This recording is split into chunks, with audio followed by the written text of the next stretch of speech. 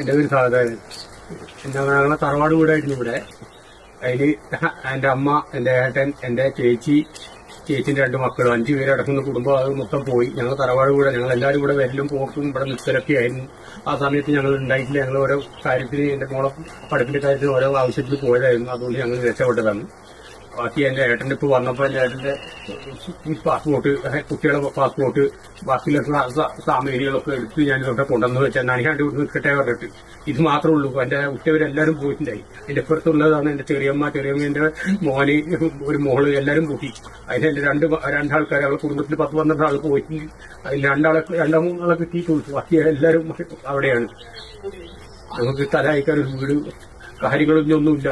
ഞങ്ങൾ ഓടി വന്ന് ഇവിടെ കിടക്കുന്ന സ്ഥലങ്ങളാണ്. ചേട്ടാ എടുക്കാൻ പോയിരുന്നത്? ഞങ്ങൾ കൽപ്പറ്റ ചെറിയൊരു വാടക വീട്ടിലൊക്കെ അങ്ങോട്ടും ഇങ്ങോട്ടും നിൽക്കലായിരുന്നു. ഞങ്ങൾക്ക് സ്വന്തമായിട്ട് വീടും കാര്യമില്ല. സ്ഥലമുണ്ട് അപ്പുറത്ത് കുഞ്ഞിരിമട്ടം പറഞ്ഞ സ്ഥലത്ത് സ്ഥലം ഉണ്ടായി. അതെല്ലാം പോയി. ഞങ്ങൾക്ക് ഇനി ഒന്നും, ഞങ്ങള് വഴിയിലാണ്. ചേട്ടന്റെ പേരെന്തായിരുന്നു? ചേട്ടന്റെ എന്റെ സുദേവൻ, എന്റെ ഒരു സഹദേവൻ.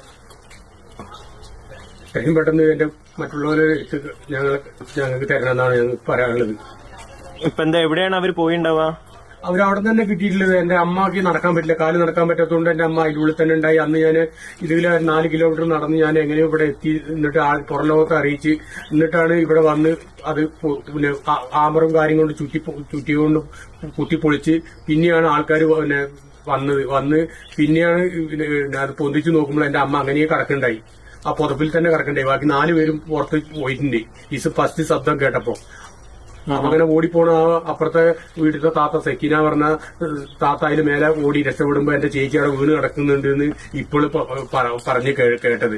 അപ്പൊ എല്ലാരും പുറത്തു വന്നിട്ടുണ്ട്. എല്ലാരും അവിടെ തന്നെ ഉണ്ട്. ഇന്നലെയാണ് ഏട്ടന്റെ ഒരു ചെറിയ മോനെ കിട്ടിയത്. അപ്പൊ എത്രയും പെട്ടെന്ന് അത് എടുത്ത് ഞങ്ങൾ കയ്യിൽ തരണമെന്നാണ്, ബാക്കിയുള്ള കാര്യങ്ങളൊക്കെ ചെയ്തു തരണമെന്നാണ് ഞങ്ങൾക്ക് അറിയാനുള്ളത്. ചേട്ടന്റെ മോന്റെ ജ്യേഷ്ഠന്റെ മോന്റെ പേരെന്തായിരുന്നു? ജ്യേഷ്ഠന്റെ മോന് വിഷ്ണു, ഒന്ന് ജിഷ്ണു.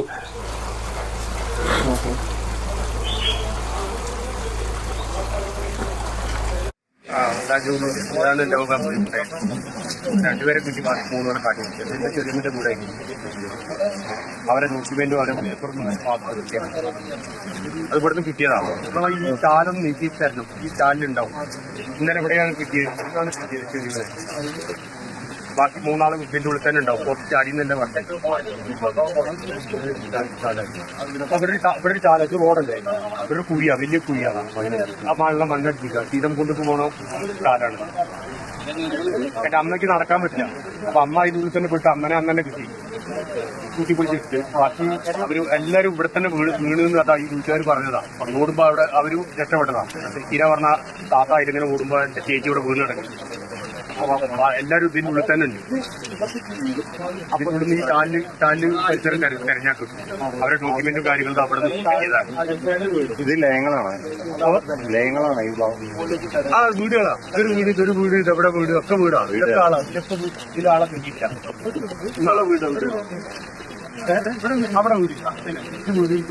ഇതിനൊക്കെ ആളുണ്ടായിട്ടില്ല.